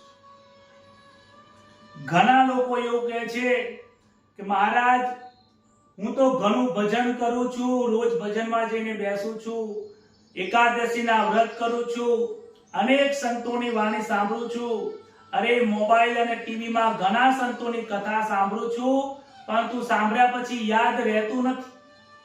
મહારાજ હું બધું ભૂલી જાઉં છું, ન જાણે કેમ મને યાદ રહેતું નથી. એ બાબતમાં ખૂબ ધ્યાન રાખવાની જરૂર છે કે કેમ ભૂલી જવાય છે. આટલો સત્સંગ સાંભળ્યા પછી કેમ ભૂલાય છે? એનું કારણ એક જ છે કે આપણી પાત્રતા નથી. કેમ કોઈ આપણને ગાળ બોલે તો ગાળ આખી જિંદગી યાદ રહે છે, અને સત્સંગ કરેલો 1 કલાકનો સત્સંગ 1 મિનિટ પણ યાદ રહેતો નથી? એનું કારણ એક જ છે કે એ જે ગાળ અને અપશબ્દ છે એનું ચિંતન તમે કરીને તમારા હૃદયમાં એને સ્થાન આપી દીધું છે. જ્યારે તમે જે સત્સંગ સાંભળ્યો છે એની તમે બહુ મહત્વ આપ્યું નથી, બસ કાનેથી સાંભળ્યું છે. તમારી પાત્રતા ન હોવાના કારણે એ બીજા કાનેથી નીકળી ગયું. કાચની બરણી હોય, અથાણું ભરવાની બરણી હોય ને, અને એ અથાણા ભરવાની બરણીમાં જો દૂધ મૂકીએ તો દૂધની કેવી હાલત થાય? એ દૂધ ફાટી જાય છે. પરંતુ એ કાચની જે અથાણાની બરણી છે એને સાબુથી વારંવાર સાફ કરવામાં આવે, 4-5 વખત ધોવામાં આવે, અને બપોરના 12 વાગે તડકામાં 4 કલાક સુધી તપાવવામાં આવે. અંદરની અનેક જે દુર્ગંધો છે બધી નીકળી જાય, અને પછી તમે દૂધ ભરીને મૂકજો. એ દૂધને 24 કલાક સુધી કાંઈ નહીં થાય. આના ઉપરથી એ સમજવાનું છે કે કાચની જે બરણી છે એ આપણું અંતઃકરણ હૃદય છે, અને જે અથાણું છે એ કુસંગ છે. જ્યાં સુધી આ અંતઃકરણમાં કુસંગ ભરેલો છે, વાસનાઓ ભરેલી છે, ત્યાં સુધી અમૃત રૂપી આ ભાગવતની કથા અંદર રહેશે નહીં. એ ખરાબ થઈ જશે, નીકળી જશે. પણ જ્યારે પ્રભુના નામનું સ્મરણ કરી પરિસ્થિતિના જેમ પ્રાયશ્ચિત કરીને હૃદયમાંથી અનેક પ્રકારનો કચરો સાફ કરીને જીવનમાં અનેક પ્રકારના દુઃખોને સહન કરીને તપાવીને સૂક્ષ્મ વાસનારૂપી વાસ બહાર નીકળી જાય, પછી તમે સત્સંગ સાંભળો. આ પરીક્ષિત રાજાને 1 દિવસમાં 7 દિવસમાં કથા હૃદયમાં ઉતરી જઈ. આપણે તો 3 વર્ષથી કથા સાંભળીએ છીએ. અરે લોકો તો ટીવીમાં રોજ કથા સાંભળે છે, આપણને કેમ નથી ઉતરતી એનો વિચાર નહીં કરવાનો. ધિક્કાર છે આપણને સૌને કે આટલી કથાઓ સાંભળીએ છીએ છતાં પણ આપણું જીવન એવું છે. સુખદેવજી મહારાજ પરીક્ષિતને તો કહે છે આ પરીક્ષિતની કથા નથી, આ સુખદેવજી મહારાજની કથા નથી. આ કથા આ જીવાત્માને કહે છે, આ દાસ જયેશને કથા કહે છે કે હે જયેશ સુધર, હે જીવાત્મા તું સુધર. તારી પાસે સમય નથી, તારે જીવનમાં હવે સમય નથી, સમયનો સદુપયોગ કરી લે. તારું અંતઃકરણ સુધાર તો આ હૃદયની અંદર ઉતરશે, અને જ્યારે અંતઃકરણમાં અંદર ઉતરી જાય ને ત્યારે તો આનંદ આવે છે. એટલે તો તમે કથામાં લખો છો ને કે મહારાજ તમારી કથા સાંભળીને બહુ આનંદ થયો. પરંતુ કથા 1 કલાક સાંભળ્યું તો આનંદ થાય છે, પછી શું થાય છે? પછી આપણે જે હતા એવા થઈ જઈએ છીએ. માટે આ કથાને શું કરવાનું છે? સુખદેવજી મહારાજ કહે છે રાજન, કથા જે તને કહું છું, આ જે જ્ઞાન આપું છું, આ જ્ઞાનને તું શ્રવણ કરજે. પહેલા શ્રવણ ભક્તિ, પછી મનન કરજે. મનન એટલે જે સાંભળ્યું છે એને વારંવાર વાગોળજે. જેમ કોઈ ગાળ બોલે છે એને તમે યાદ રાખો છો ને. અમારા બેન હતા, આ કંઈક બોલી ગયા છે. અમારા બાજુવાળા પડોશી છે, કંઈક બોલી ગયા છે. અમારા મિત્ર છે, મારી સાથે આવો વ્યવહાર કર્યો, હું એને જોઈ લઈશ. 100 વર્ષ સુધી ભૂલાતું નથી. કેમ? તમે હૃદયમાં ઉતારી દીધું છે. આવું બધું હૃદયમાં ઉતારવાની જરૂર નથી. સુખદેવજી કહે છે કથાનું શ્રવણ કરો, શ્રવણ કર્યા પછી તું મનન કરજે, મનન કરીશ, મંથન કરીશ એટલે એનો જે રસ છે એ તારા ઘટની અંદર ઉતરી જશે. આ ઘટમાં જ્યાં સુધી અમૃત ઉતરશે નહીં ત્યાં સુધી એને ખબર પડશે. જેમ ઈયળ ભમરીનું ચિંતન કરતી કરતી ભમરી બની જાય છે, એવી રીતે આ મનને પણ તમે એવી પ્રેક્ટિસ અને એવી આદત પાડો કે ઈશ્વરનું ચિંતન કરે. જ્યારે ઈશ્વરનું ચિંતન કરશે તો એ મન પણ ઈશ્વરમય બની જશે. રામાયણમાં એક પ્રસંગ આવે છે, ત્રિજટાને સીતાજી કહે છે કે મેં સાંભળ્યું છે કે રામ જેનું તમે ચિંતન કરો છો કે ઈયળ ભમરીનું ચિંતન કરે છે તો ભમરી બની જાય છે, તો રામનું હું ચિંતન કરું છું તો હું શું રામ બની જઈશ? તો ત્રિજટા કહે છે સારું છે ને, તમે રામનું ચિંતન કરશો અને તમે રામ બની જશો તો બહુ ઘણું સારું છે. તો બધા પ્રશ્નો સોલ્વ થઈ જશે, અહીંયા બધી ચિંતાઓ જ મુક્ત થઈ જશે. સીતાજી કહે છે કે જો હું રામ બની જઈશ તો મારા રામની સેવા કોણ કરશે? મારે રામ નથી બનવું, હું સીતા છું એ બરાબર છે. ત્રિજટા કહે છે કે તમે રામનું ચિંતન કરો તો સીતા રામ બની જશે, અને રામ છે એ સીતાજીનું ચિંતન કરે છે તો એ સીતાજી બની જશે. રામ અને સીતા તો એકના એક જ રહેવાના. જીવાત્મા શિવનું ધ્યાન કરે છે અને શિવ આ જીવનું પણ ધ્યાન રાખે છે કે જે મારું ભજન કરે છે એનું હું ધ્યાન રાખું છું. આ જે ભક્તિ છે આ જ મુક્તિનું રહસ્ય છે. જે રીતે ખાંડની મૂર્તિ હોય, ખાંડમાંથી કોઈ પૂતળી બનાવી હોય, એને પાણીમાં મૂકી દો તો એ પાણીમાં ઓગળી જાય છે અને પાણીમાં સભર બની જાય છે. મીઠાનો ટુકડો હોય એને સાગરમાં મૂકી દો તો જેમ મીઠું સાગરમાં મળી જાય છે, એવી જ રીતે આ મન જ્યારે પરમાત્માના દર્શન કરે છે, પરમાત્માનું ભજન કરે છે, પરમાત્માની ભક્તિ કરે છે, એ પ્રમાણે આ મન પણ પરમાત્માની અંદર લીન બની જાય છે. હે રાજન, તારું ભલે મરણ સમીપ આવ્યું હોય, મરણને સુધારવાનું છે, સંસારને ભૂલવાનું છે, પરમાત્માનું તું ધ્યાન કર. માટે હે રાજન, તું સાવધાન થઈ જા. કર્મનું ફળ તો દરેકને ભોગવવું પડે છે. આ પ્રમાણે સુખદેવજી મહારાજ પરીક્ષિતને જ્ઞાન આપે છે. કહે છે કે માયા આ જીવાત્માને બહુ મારે છે.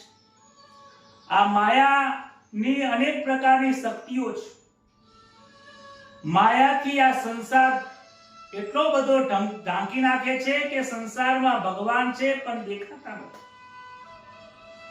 પરીક્ષિત પ્રશ્ન પૂછે છે કે હે મહારાજ, આ માયાની સૃષ્ટિ કોણે ઉત્પન્ન કરી? આ માયા શા માટે પ્રગટ થઈ? આપણે બધા માયામાં કેમ ફસાયા? આપણે માયામાં ફસાવાનું કારણ શું છે? સુખદેવજી મહારાજ કહે છે કે ભાઈ, આ માયા ક્યાંથી આવી, કેમ આવી, આપણો પૂર્વજન્મ કેવો હતો, શા માટે આપણે આ કર્મ ભોગવવા પડ્યા? હે પરીક્ષિત, આમાં પડવામાં મજા નથી. કારણ કે કપડા ઉપર કોઈ દાગ પડ્યો હોય, કપડા ઉપર કોઈ શાહીનો દાગ પડ્યો હોય તો એ શાહી કઈ કંપનીની છે, એ શાહીનું શું થયું છે, એ શાહી કેટલા વાગે દાગ પડ્યો, કેટલા સમયથી પડ્યો, આ શાહી કઈ ક્વોલિટીની છે, એનાથી ફાયદો શું છે? આપણે તો એક જ કામ કરવાનું છે. આ સફેદ કપડા ઉપર દાગ પડ્યો છે, એ દાગને કાઢવાનું છે. આ જ આપણું લક્ષ્ય છે. એ કેમ પડ્યું છે, શા માટે પડ્યું છે, એમાં પડવાની મજા નથી. કહે છે કે સૃષ્ટિના આરંભમાં ભગવાને અનેક પ્રકારના જીવોની હું એક છું, અનેક થાઉં, આનંદ કરું એવી ભાવના એમનામાં ઉત્પન્ન થઈ, એવી ઈચ્છા પ્રગટ થઈ. એ ઈચ્છામાં 24 તત્વો ઉત્પન્ન થયા. પરંતુ એ 24 તત્વો જડ જેવા હતા, એમાં ચેતના નથી. માટે 24 તત્વોની અંદર પરમાત્માએ પોતાનો અંશ ચૈતન્ય રૂપી 24 પ્રકારે અંદર પ્રગટ કર્યો, ત્યારે દિવ્ય ત્યાં ચેતનાઓ 24 પ્રકારની ઉત્પન્ન થઈ છે. નારાયણે ભગવાનને આ ચતુર્શ્લોકી ભાગવતનો ઉપદેશ કર્યો છે. નારાયણે બ્રહ્માજીને ચતુર્શ્લોકી આ ભાગવતનો ઉપદેશ કર્યો છે. કહે છે કે માયાની શક્તિ બે છે. એક તો આવરણ શક્તિ છે, એક તો વિક્ષેપ શક્તિ છે. માયાની બે તાકાત છે. આ બે તાકાતથી જે લોકો જીતી જાય તો પછી એને માયા કાંઈ કરતી નથી. પરીક્ષિત રાજા કહે છે કે એવી કઈ બે માયા છે, એવી કઈ બે શક્તિ છે? તો કહે છે કે એક આવરણ શક્તિ છે અને બીજી વિક્ષેપ શક્તિ છે. આ ભગવાન પરમાત્માએ આ સંસાર બનાવ્યો છે. એ સંસારની અંદર દરેક વસ્તુમાં, પદાર્થમાં ભગવાન રહેલા છે. પોતાનો આ દરેક જીવાત્મામાં ચૈતન્ય સ્વરૂપ ચેતના છે, પરંતુ આ માયાની આવરણ શક્તિના કારણે એ પરમાત્મા દેખાતા નથી. એ આવરણ રૂપી પડદો છે એટલે દેખાતું નથી. પડદો એ અજ્ઞાનતાનું સ્વરૂપ છે.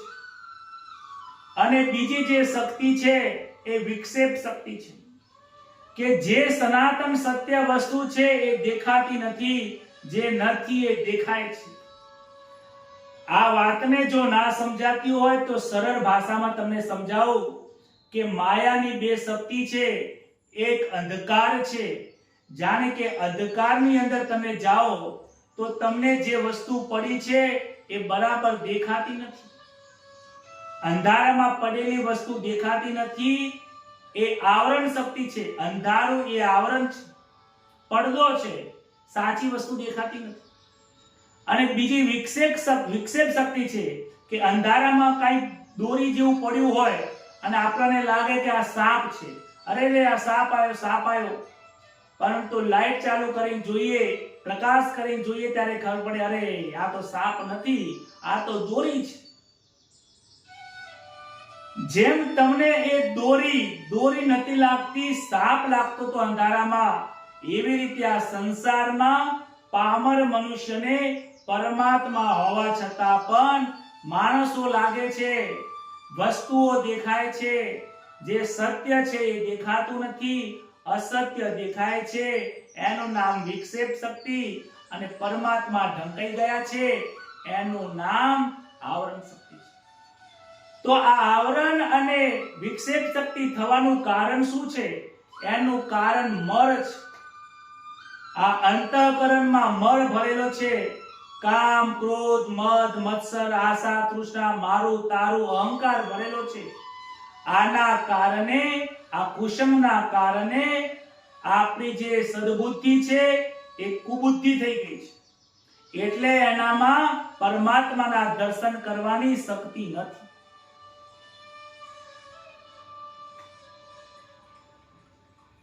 આ સંસારની એક સત્ય સ્વરૂપ છે. આ સંસાર એક સ્વપ્ન સ્વરૂપ છે અને એ સ્વપ્નમાં જે સત્ય વસ્તુ છે ઓળખાતી નથી. જેમ સોનાનો દાગીનો છે. આ સોનાનો દાગીનો છે, આ શું છે તો કોઈ કહે છે કે આ વીંટી છે. આ વીંટી છે, આને ભાગી દઈએ અને પછી એને બીજો ઘાટ આપી દઈએ અને ગોળ બનાવી દઈએ, તે કહે છે કે આ શું છે કે આ તો બંગડી છે. અચ્છા, એ બંગડીને પણ તોડી નાખી, સોનું બનાવીને ફરીથી નવો ઘાટ આપ્યો, ગળામાં પહેરી લીધી, તો આ શું છે કે હાર છે. એની એ જ વીંટી બને છે, એમાંથી જ બંગડી બની, એમાંથી જ આ બન્યું. તો સોનું સાચું છે અને જે વીંટી છે, બંગડી છે અને ગળાનો જે હાર છે એ ખોટું છે. મતલબ સાબિત એ થાય છે કે આ સંસારમાં જે નામ અને રૂપ છે એ નાશવંત છે, એ ખોટું છે, અસત્ય છે. એ આજે પણ નથી, કાલે પણ નથી, પહેલા પણ નતા. તો છે શું? તો સોનાની કિંમત છે, સોનું સનાતન સત્ય છે.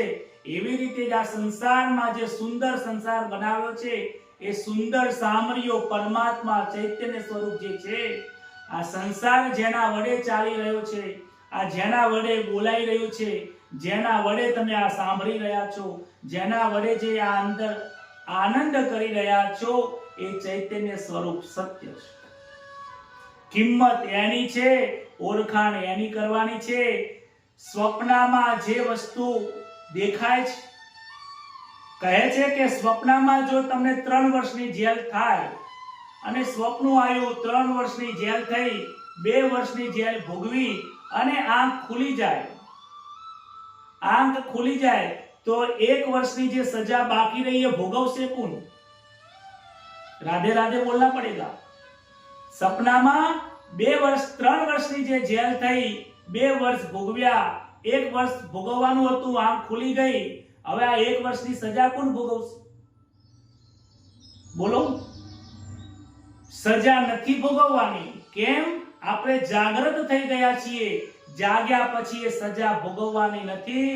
સજ્જનો, સુખદેવજી મહારાજ એવું જ કહે છે કે હે પરીક્ષિત, જ્યારે તું આ સંસારની અંદર અજ્ઞાનતા તારું જશે, જ્ઞાન રૂપી દીવો સદગુરુ મહારાજ તારા હૃદયમાં પ્રગટાવશે અને ત્યારે જ્યારે તને સાચું સમજાશે, સદ સમજણ આવશે, ત્યારે કરેલા કેટલા પણ કર્મો હશે, સંચિત હજારો કર્મો હશે, તારે એક પણ કર્મ ભોગવવાની જરૂર નથી. બોલો રાધે રાધે બોલना पड़ेगा. જાગ્યો ત્યારથી સવાર, એટલે એ સજા ભોગવવી પડતી નથી. જેમ સપનાનું 1 વર્ષ ભોગવવાનું નથી, એવી જ રીતે આ જન્મની અંદર પણ કરેલા જેટલા પણ કામો હોય એ જ્ઞાન માર્ગથી બધું બળી જાય છે અને આ જન્મના જે કર્મ છે એ બધા જ નિંદા કરવા વાળા લઈ જાય છે. કર્મ 3 પ્રકારના છે: સંચિત, ક્રિયામન અને પ્રારબ્ધ. પ્રારબ્ધ એટલે આ શરીરથી જે ભોગવવાના છે એ ભોગવવા પડશે. આ શરીર જે લઈને આવ્યું છે એ ભોગવવાનું છે. જે ભોગવવાના બાકી છે, બેલેન્સ પડ્યું છે બેંકમાં, એ સંચિત કર્મ છે. એ આ ભાગવતની કથા અને સદગુરુ મહારાજના જ્ઞાનથી એ બળીને ભસ્મ થઈ જાય છે. અને ક્રિયામન કર્મ, જે અહીંયા રહીને નવા કર્મો જે પાપ થાય છે, પુણ્ય થાય છે, એ તમારી નિંદા કરવા વાળા હોય એ પાપ કર્મ લઈ જાય છે અને પુણ્ય કર્મ તમારી સ્તુતિ અને સેવા કરવા વાળો લઈ જાય છે. અને પછી આ જીવ નિર્દોષ બની જાય છે, નિષ્ક્રિય બની જાય છે અને અંતે એ ભગવાનના ધામમાં જાય છે. વિચાર કરો ને, જેસલ જાડેજાએ પાપ કર્યા પણ એ કર્મનું ફળ ભોગવવા નથી રહ્યા, પલમાં પીર બની ગયા છે. વાલ્મીકીએ પાપ કર્યા, પાપ ભોગવવા નથી રહ્યા, વાલ્મીકી મહારાજ બની ગયા છે. જ્યારે આત્મ સ્વરૂપ પરમાત્માના દર્શન થાય છે, એને માયા સ્પર્શ કરી શકતી નથી. જેને પોતાનું સ્વ સ્વરૂપ વિસ્મરણ થયું છે, એ માયા એને ઢાંકીને પોતાના ઘરમાં લઈ જાય છે. પરીક્ષિતે જડ અને ચેતનની ગાંઠ કેવી રીતે ખોલવી એ પ્રશ્ન પૂછે છે. સુખદેવજી મહારાજ કહે છે કે હે રાજન, આ ગાંઠ તો જન્મો જન્મની પડી છે. પરમાત્માથી વિખૂટો અનેક જન્મોથી પડ્યો છે, અનેક જન્મોથી ભૂલ કરતો આવે છે, રખડ્યા કરે છે. આજે તારું જીવન અંત વેરાય આવ્યું છે અને આજે તને સંતોનો સંગ પ્રાપ્ત થયો છે, માટે તું આજે આ જીવી લેજે. આ ભાગવતની કથાને જીવી લેજે, ભાગવતની કથાને સમજી લેજે, ભાગવતની કથાને હૃદયમાં ઉતારી દેજે, તો માયા તને કશું નહીં કરે. જે થવાનું એ થશે. માટે કહે છે કે જીવનની અંદર, આ સંસારની અંદર માયા તો નર્તકીની જેમ નાચ્યા કરવાની છે. ખાવામાં, પીવામાં, ભોગમાં, વિલાસમાં નર્તકીના જેમ આ માયા તને પરેશાન કરશે, પરંતુ આ માયાનું વિસ્મરણ કરી દે છે. માયા એ તું નથી, તું માયાનો પુત્ર છે. માયા ઈશ્વરની છે, તું ઈશ્વરનો પુત્ર છે. આ સંસારના સુખને તારું નહીં, ઈશ્વરનું સમજીને દાસ બનીને વિવેકથી તું ભોગવજે. કહે છે જે નર્તકીમાંથી મુક્ત થવું હોય તો હે પ્રભુ, હે જીવાત્માઓ તમે નર્તકીનું ઊંધું કરો, શું થશે? નર્તકી કીર્તન કહે છે કે તમે કીર્તન કરો. આવો આપણે સૌ આજની આ કથાને નર્તકી, જે આ માયા સ્વરૂપ આપણને જે નર્તકી નાચ રમાડી રહી છે, કોઈ ધંધામાં લઈ જાય છે, કોઈ નોકરીમાં લઈ જાય છે. અરે નોકરી ધંધો છોડીને નિવૃત્તિમાં પણ લોકો 56 વર્ષ 58 વર્ષે નિવૃત્તિ થયા પછી પણ લોકો નોકરી ખોરે છે. બોલો, એટલે હવે તો 58 થયા, નિવૃત્તિ લેવાનો સમય થયો, સરકારે કહે છે ભગવાનનું ભજન કરો. 58 વર્ષે લોકો મેસેજ કરે છે, કોઈ કામ હોય તો કેજો ને મહારાજ, કોઈ હવન હોય તો કેજો ને મહારાજ. એટલે પણ હવે 58 વર્ષ થયા, હવે હવન નથી કરવાના, હવે આ હરિને ભજવાનો સમય. 58 વર્ષે હવે ધંધો નથી કરવાનો, હવે આ ધર્મને યાદ કર. 58 વર્ષે હવે આ કર્મ નથી કરવાનું. એ ભાઈ, હવે તું આ કર્મ છોડ અને આ કૃષ્ણને યાદ કર. આવું આજનું જ્ઞાન સુખદેવજી મહારાજે પરીક્ષિતને વૈરાગ્યનું, ભક્તિનું અને અનેક પ્રકારનું આવું જ્ઞાન આપ્યું છે. આ જ્ઞાન પ્રાપ્ત કરીને પરીક્ષિત રાજાને ખૂબ આનંદ થાય છે. આમ આ જ્ઞાન આજે આપીને બીજો સ્કંદ પણ અહીંયા સમાપ્ત થાય છે. જ્ઞાન જે લીલા છે એ પણ અહીંયા સમાપ્ત થાય છે. આજની કથાને પ્રભુ શ્રી કૃષ્ણના ચરણમાં મૂકીને આવો આપણે ડોંગરીજી મહારાજને જે હૃદય સ્પર્શી જે ધૂન છે એ ધૂનને આપણે ગાન કરીએ. હરે રામ રામ રામ સીતા રામ રામ રામ સીતા રામ રામ રામ સીતા રામ રામ. હરે રામ રામ રામ હરે હરે હરે કૃષ્ણ કૃષ્ણ કૃષ્ણ હરે હરે હરે રામ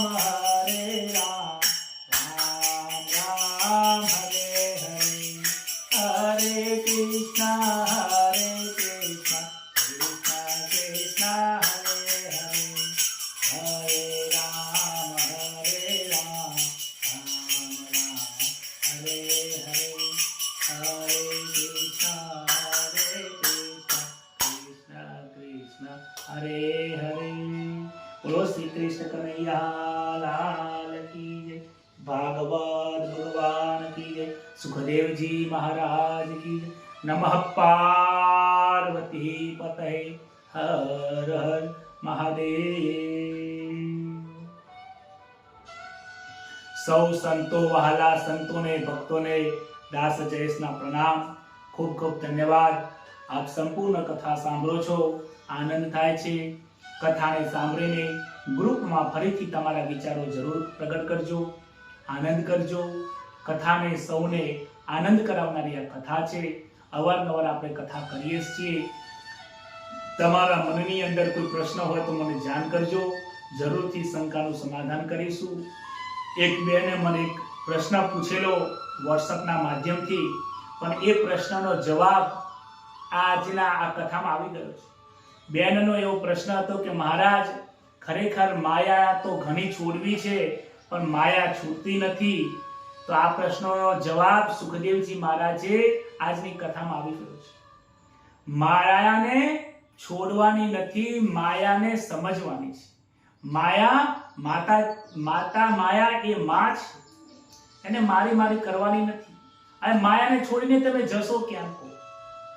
લોકો કહે છે માયા છોડો, અને માયા છોડવાની નથી. તમે કોઈ પણ વ્યક્તિ ચાહે તો માયા છોડી જ ના શકે. માયા માં છે, માને છોડીને તમે ક્યાં જશો?